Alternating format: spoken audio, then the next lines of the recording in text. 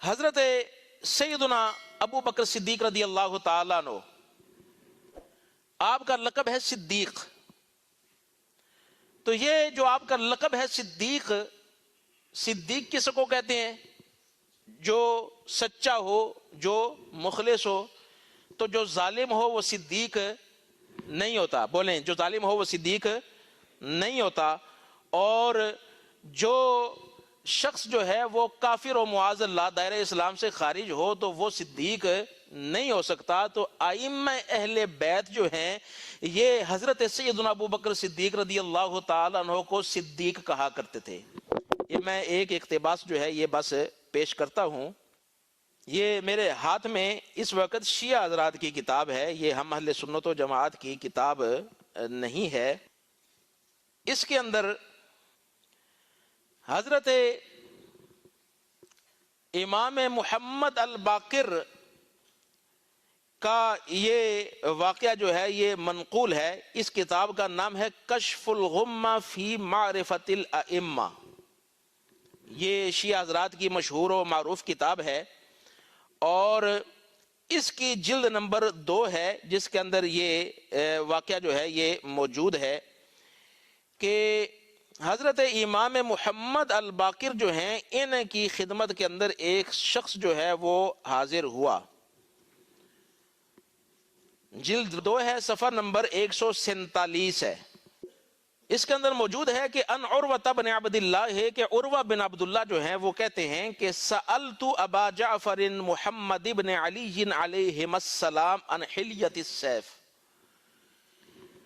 کہ عروہ بن عبداللہ کہتے ہیں کہ میں نے حضرت امام ابو جعفر محمد بن علی الباقر یعنی امام محمد الباقر جو امام زین العابدین کے صاحبزادے ہیں ان سے سوال کیا ان حلیت السیف، تلوار کا جو کور ہوتا ہے یا جو تلوار ہوتی ہے اس کو مزین کرنا جواہرات کے ساتھ، سونے وغیرہ کے ساتھ، تو یہ جائز ہے یا کہ جائز نہیں؟ تو حضرت امام محمد الباقر نے فرمایا لا بأس بہ، اس کے اندر کوئی حرج والی بات نہیں. اور پھر اس کی دلیل کیا دی؟ آپ نے فرمایا قد حل ابو بکر الصدیق رضی اللہ تعالی عنہ سیفہ. اس کی دلیل یہ ہے کہ حضرت ابو بکر صدیق رضی اللہ تعالی عنہ نے اپنی تلوار کو مزین فرمایا ہوا تھا. یعنی اس نے سوال کیا کہ تلوار کو مزین کرنا جائز ہے کہ جائز نہیں؟ تو آپ فرما رہے ہیں کہ جائز ہے. اور اس کی دلیل کہاں سے پکڑ رہے ہیں؟ نبی کریم صلی اللہ تعالی علیہ وبارک وسلم کے خلیفہ اول حضرت سیدنا ابو بکر صدیق رضی اللہ تعالی عنہ کے فعل سے کہ آپ نے اپنی تلوار کو جو ہے وہ مزین فرمایا ہوا تھا. تو حضرت امام محمد الباقر نے یہاں پر جو حضرت ابو بکر کے لیے لفظ بولے تو آپ نے فرمایا قد حل ابو بکر الصدیق رضی اللہ تعالیٰ عنہ.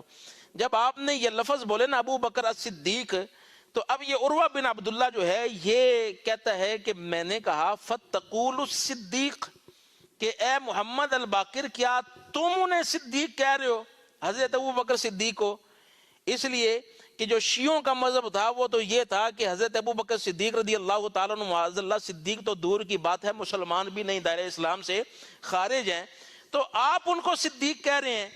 جب اس نے یہ بات کہی تو اس کتاب کے اندر موجود ہے کہ عروہ بن عبداللہ کہتا ہے کہ فوسب وسبتن واستقبل القبلہ، کہ حضرت امام محمد الباقر ایک دم اپنی جگہ سے اچھلے اور فوراً قبلہ شریف کی طرف منہ کیا اور منہ کر کے ارشاد فرمایا نعم الصدیق، نعم الصدیق، نعم الصدیق. فرمایا کہ ہاں میں انہیں صدیق کہتا ہوں، میں انہیں صدیق کہتا ہوں، میں انہیں صدیق کہتا ہوں. یہ آپ نے 3 مرتبہ فرمایا.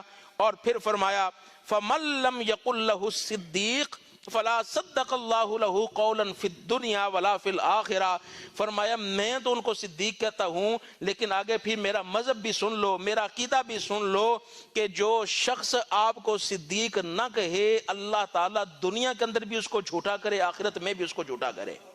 یہ امام محمد الباقر جو ہیں یہ اس کے خلاف جو ہے وہ دعا فرما رہے ہیں۔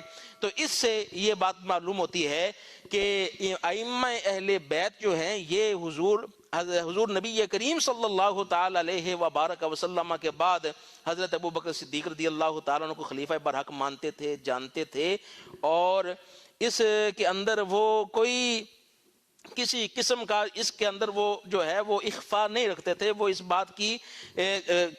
بات کا اظہار فرمایا کرتے تھے کہ آپ خلیفہ برحق ہیں، اور جو آپ کو صدیق نہ کہے تو اس کے خلاف آپ دعائیں بھی فرمایا کرتے تھے۔ اسی کتاب کے اندر موجود ہے کہ امام جعفر صادق جن کی طرف اپنی نسبت کر کے وہ کہتے ہیں جی کہ ہم فقہ جعفریہ پر عمل کرتے ہیں، فقہ جعفریہ امام جعفر صادق کی طرف نسبت کرتے ہیں۔ امام جعفر صادق کا قول جو ہے وہ اس کتاب کے اندر موجود ہے کہ آپ فرمایا کرتے تھے صفحہ نمبر 141 پر جلد نمبر 2 پر کہ آپ نے فرمایا کہ ولدنی ابو بکر مرتین، فرمایا کہ میں وہ ہوں کہ جن کو ابو بکر نے 2 مرتبہ جنا ہے۔ کون فرما رہا ہے؟ امام جعفر صادق فرمایا کہ میں وہ ہوں کہ جن کو ابو بکر نے 2 مرتبہ جنا ہے، یعنی بطور فخر کے کہہ رہے ہیں، اور اس بات کے اوپر وہ اظہار تشکر کر رہے ہیں کہ میں وہ ہوں، مجھ کو یہ مقام ملا ہے کہ ابو بکر صدیق نے مجھ کو 2 مرتبہ جنا ہے۔ اب 2 مرتبہ کس طرح جنا ہے کہ آپ کے جو والد گرامی تھے نا امام محمد الباقر، جو امام زین العابدین کے صاحبزادے ہیں، ان کی بیوی صاحبہ کا نام تھا ام فروا۔ کیا نام تھا؟ ام فروا۔ یہ ام فروا جو ہیں یہ حضرت سیدنا ابو بکر صدیق رضی اللہ تعالیٰ عنہ کی اولاد میں سے ہے، اور ان کا حضرت ابو بکر صدیق کے ساتھ دوہرا رشتہ ہے کہ حضرت ابو بکر صدیق کے ایک صاحبزادے تھے محمد، اور دوسرے صاحبزادے تھے ان کے عبد الرحمن۔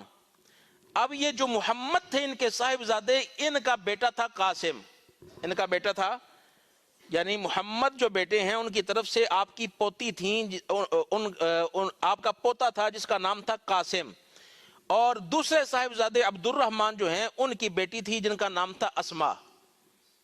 تو یہ ایک پوتا ہو گیا قاسم محمد کا بیٹا، اور ایک پوتی ہو گئی اسما جو کہ عبد الرحمن بن ابو بکر کی صاحبزادی تھیں۔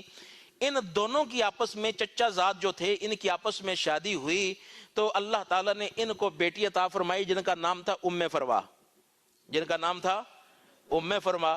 تو اب ام فروا جو ہیں یہ حضرت ابو بکر صدیق کے پوتے کی بھی بیٹی ہیں اور ان کی پوتی کی بھی بیٹی ہیں، تو 2 اعتبار سے یہ نسل جو ہے یہ حضرت ابو بکر صدیق رضی اللہ تعالیٰ عنہ کی بنتی ہے۔ تو امام محمد الباقر کا جو نکاح ہے وہ حضرت امام زین العابدین نے حضرت ابو بکر صدیق کی اس پوتی کے ساتھ فرمایا تھا۔ تو اس کے ساتھ جب نکاح فرمایا تو اللہ تعالیٰ نے ان کے ہاں جو بیٹا عطا فرمایا، جو حسب و نسب کے اندر اعلیٰ بیٹا تھا، جس کو دنیا جو ہے وہ امام جعفر صادق کے نام سے یاد کرتی ہے، وہ امام جعفر صادق جو ہیں وہ اس بات پر فخر کا اظہار کر رہے ہیں، فرمایا کہ ولدنی ابو بکر مرتین، کہ مجھ کو ابو بکر نے 2 مرتبہ جنا ہے، یعنی میرا تعلق جو ہے وہ حضرت ابو بکر صدیق رضی اللہ تعالیٰ عنہ کے ساتھ دوہرا ہے۔ تو کیا کوئی کسی کافر کے ساتھ اپنے تعلق پر بھی فخر کیا کرتا ہے، یا کسی ظالم کے ساتھ اپنے تعلق پر بھی فخر کیا کرتا ہے؟ تو یہ سوچ جو ہے یہ آج کل کے لوگوں کی سوچ ہے، یا جو صحابہ کے دشمن ہیں ان کی سوچ ہے۔ ائمہ اہل بیت اطہار رضوان اللہ تعالی علیہم اجمعین حضور کے صحابہ کے ساتھ محبت کیا کرتے تھے، اور حضرت ابو بکر صدیق رضی اللہ تعالیٰ عنہ کو خلیفہ اول بلا فصل برحق جانتے تھے، اور ان کے ساتھ جو تعلق ہے اس تعلق پر وہ فخر بھی کیا کرتے تھے۔ اللہ تعالیٰ کی بارگاہ میں دعا ہے کہ اللہ تعالیٰ ہمیں مذہب حق اہل سنت و جماعت پر قائم و دائم رہنے کی توفیق عطا فرمائے۔ وآخر دعوایا ان الحمدللہ رب العالمین۔